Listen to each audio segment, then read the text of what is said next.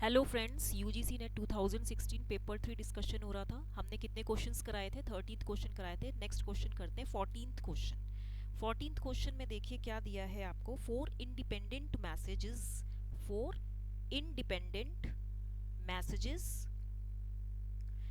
Independent messages with bandwidths, जिनकी bandwidths जो हैं वो आपको दिया हुआ है 100 hertz, 100 hertz, again 100 hertz, okay, then 200 hertz, 200 hertz and 400 hertz. ठीक है, ये फोर इंडिपेंडेंट मैसेजेस हैं। ठीक है, each is sampled at Nyquist rate, each is sampled each is sampled at Nyquist rate. इसको हम क्या बोलेंगे? Nyquist rate. Okay, then samples are time division multiplexed, samples are time division multiplexed and then transmitted, and then TXED मतलब transmitted. तो यानी कि जो transmitted sampling frequency है इन हर्ट्ज इज, वो आपको निकालना है। तो इसका जो राइट आंसर होगा, अगर मैं इसको करूं तो ये इसका राइट आंसर होगा, जो बिट रेट होता है वो होता है n of fs। n is the number of bits पर सैंपल। ओके, n कितना दिया है? 4। और सैम्पलिंग रेट आपको अगर निकालना है तो इसके लिए पहले fs is equal to twice fm होता है। This is your Nyquist rate. Okay, तो यहाँ पे fm देखिए मैक्सिमम फ्रीक्वेंसी 400 हर्ट्ज है, तो यहाँ पे 2 इंटू 400 दैट मीन्स 800 हर्ट्ज हो गई। फिर यहाँ पे देखिए n ऑफ fs मतलब 4, नंबर ऑफ मैसेजेस कितने? 4 हैं, तो 4 इंटू 800 तो ये हो जाएगा 3200 हर्ट्ज हो जाएगा। ठीक है, तो ये क्वेश्चन हो गया। नेक्स्ट क्वेश्चन है आपका 15th क्वेश्चन है। 15th क्वेश्चन है व्हेन रिसीवर, मैं इसको ब्लैक से ही करती हूँ। When receiver is tuned tuned from when receiver is tuned from 1 RF frequency to another, जब इसे 1 RF फ्रीक्वेंसी से दूसरी RF फ्रीक्वेंसी पे सेट किया जाता है, देन व्हाट विल हैपन। इसकी इंटरमीडिएट फ्रीक्वेंसी पे क्या फ़र्क पड़ता है? इसकी जो इंटरमीडिएट फ्रीक्वेंसी होती है, यानी कि FIF, जो इंटरमीडिएट फ्रीक्वेंसी है, ये है आपका intermediate frequency. Intermediate frequency, it's intermediate frequency IF remains the same. It's IF remains the same, यानी कि 455 किलोहर्ट्ज फॉर AM। ठीक है, ये कांस्टेंट फॉर AM रिसीवर, मतलब ये जो 455 किलोहर्ट्ज है IF की वैल्यू, ये कांस्टेंट रहती है फॉर AM रिसीवर। ठीक है, नेक्स्ट क्वेश्चन है आपका 16th क्वेश्चन है। 16th क्वेश्चन में ये कह रहा है when electrons in a system, when electrons in a system, एक कोई सिस्टम है उसमें जो इलेक्ट्रॉन्स हैं they move from excited state, move from excited state, that means E2, to lower energy state, to lower energy state E1। ठीक है, causing spontaneous and stimulated emission, causing spontaneous and stimulated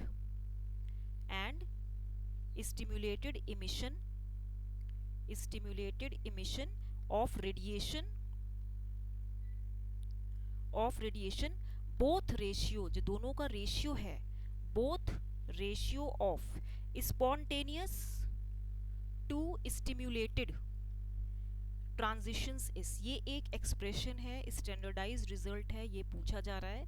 तो इसका जो answer होगा, it is related to LED laser, ये laser से रिलेटेड है। ठीक है, तो इसका जो आंसर होगा वो होगा A21 बाय B2 UV, ये B21 है, UV is equal to exponential H mu by KBT minus 1।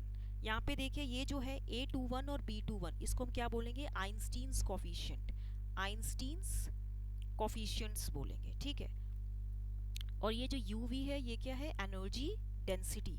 तो ये this question is related to laser, that means light amplification by stimulated emission of radiation. इसमें यही बता रहा है कि when electrons excited state E2 से E1 में जब ट्रेवल करते हैं, मूव करते हैं, तो इनसे कि स्पॉन्टेनियस और स्टिमुलेटेड इमिशन होता है रेडिएशन का, तो इन दोनों का ट्रांजिशन का जो चेंजिंग कंडीशंस है इनका रेशियो क्या होता है, तो ये रेशियो होता है A21/B21 UV। ठीक है, नेक्स्ट क्वेश्चन है आपका 17th क्वेश्चन है। 17th क्वेश्चन क्या है, ये कह रहा है जैसे यहाँ पे ये आपका एक स्विच है, ये A है, दिस इज पॉइंट P, ये यहाँ पे बंद हो रहा है, this is your inductor L, और यहाँ पे ये V0 है, ये प्लस माइनस है, और यहाँ पे ये क्या है, V इनपुट है। ठीक है, यहाँ पे ये पॉइंट है B। ठीक है, तो ये कह रहा है power converter has a single pole double throw switch. ये एक पावर कन्वर्टर का डायग्राम है, this is the diagram of a power converter. तो ये जो पावर कन्वर्टर है it has a SPDT, single pole double throw switch है ये। तो जो पोल P है, this is what, this is pole pole P जो है of switch, it is connected alternately, pole P of switch is connected alternately to A and B। तो ये किसका, ये कन्वर्टर किसका है, ये जो कन्वर्टर है this is the diagram of step down chopper. ये स्टेप डाउन चॉपर का डायग्राम है, this is the circuit diagram of step down chopper. ठीक है, ठीक है, तो इसको हम बुक कन्वर्टर भी बोलते हैं, इसको हम बुक कन्वर्टर भी बोलते हैं। तो ये इंपॉर्टेंट क्वेश्चन था। नेक्स्ट क्वेश्चन है आपका 18th क्वेश्चन। 18th क्वेश्चन में ये कह रहा है गॉज फैक्टर, ये मेजरमेंट से रिलेटेड क्वेश्चन है। Gauge factor that is G for semiconductor strain gauge, S/C मतलब semiconductor. Okay, gauge factor G for semiconductor strain gauge जो है इज क्या होता है, इसका जस्ट आपको आंसर याद होना चाहिए। इसका जो फॉर्मूला होता है that is G is equal to 1 + 2 mu plus eta E। ठीक है, यहाँ म्यू क्या है, पॉइजन्स रेशियो है, this is Poisson's ratio. Eta क्या है आपका, piezo resistive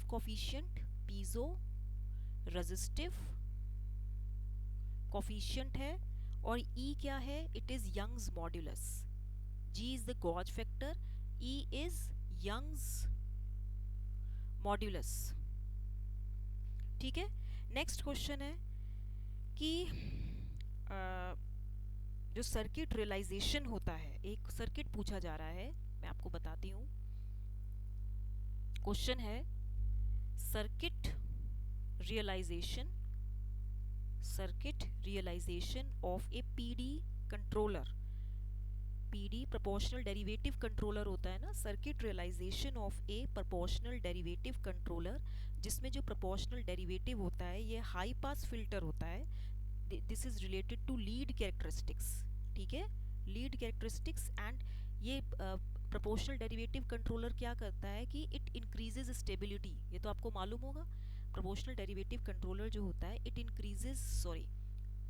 it increases bandwidth, it increases stability. तो इसका डायग्राम क्या होगा, ठीक है, यहाँ पे आपको मैं डायग्राम बना देती हूँ। इसका जो डायग्राम है वो ये है, ऐसा एक ऑप एम्प होता है ना, इन्वर्टिंग नॉन इन्वर्टिंग, फिर यहाँ पे फीडबैक रेजिस्टेंस होता है, दिस इज योर R2। ठीक है, फिर यहाँ पे ये जो है ये R1 है, और ये जो है ये C है, दिस इज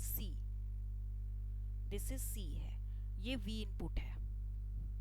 ठीक है, यहाँ पे ये जो है ये है। अब यहाँ पे आप देखिए दूसरा जो डायग्राम होगा, यहाँ पे दूसरा ऑप एम्प है, माइनस है प्लस है, और ये जो है इस तरीके से इसका जो फीडबैक रेजिस्टेंस है वो R है। तो this is a circuit realisation of proportional derivative controller, जिसमें कि ये हाई पास फिल्टर का काम कर रहा है, RC is acting as input, ये इनपुट में है, और यहाँ पे देखिए ये R है। तो ये इसका सही सर्किट डायग्राम है। ओके, तो ये आपका राइट आंसर था। तो अगर आपको ये क्वेश्चन समझ में आए हो तो इसको लाइक शेयर एंड सब्सक्राइब करना मत भूलिएगा। Till then thank you.